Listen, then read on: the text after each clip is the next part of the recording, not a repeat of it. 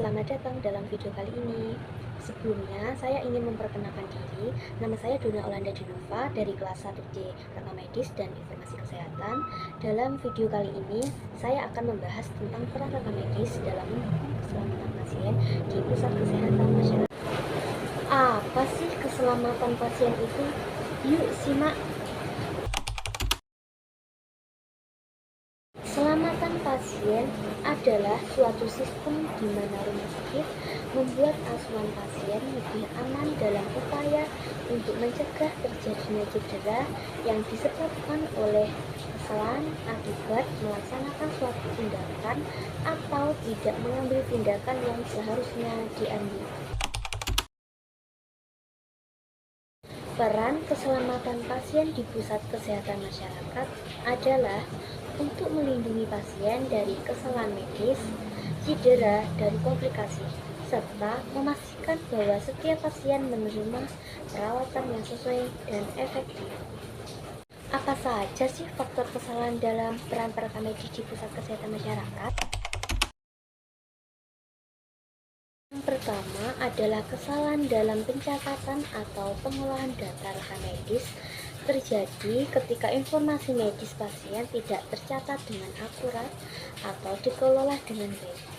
Hal ini dapat mencakup kesalahan dalam penulisan informasi medis, baik dalam hal diagnosis, prosedur, atau obat yang diberikan. Yang kedua adalah komunikasi yang tidak efektif. Komunikasi yang tidak efektif termasuk dalam faktor keselamatan pasien karena komunikasi yang buruk dapat langsung memengaruhi kualitas informasi medis yang diterima, dicatat, dan digunakan dalam pengembalian keputusan klinis. Selanjutnya adalah sistem yang tidak terintegrasi. Dalam konteks rekam medis, merujuk pada kondisi di mana berbagai sistem yang digunakan untuk mengelola dan menyimpan data medis pasien tidak saling terhubung atau berkomunikasi dengan baik. Hal ini dapat menyebabkan sejumlah masalah yang berpotensi membahayakan resiko kesalahan dan menghambat efisiensi pelayanan kesehatan.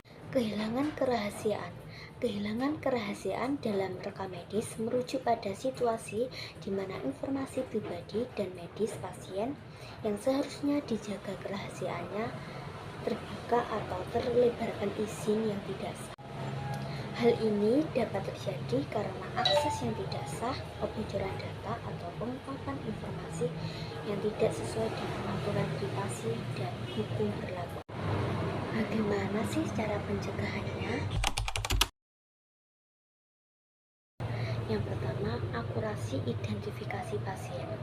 Akurasi identifikasi pasien merujuk pada proses memastikan bahwa informasi yang tercatat dalam rekam medis pasien benar-benar sesuai dengan identitas pasien yang bersangkutan. Ini sangat penting untuk menghindari kesalahan medis dan memastikan pasien menerima perawatan yang tepat. Keamanan obat dan pengobatan.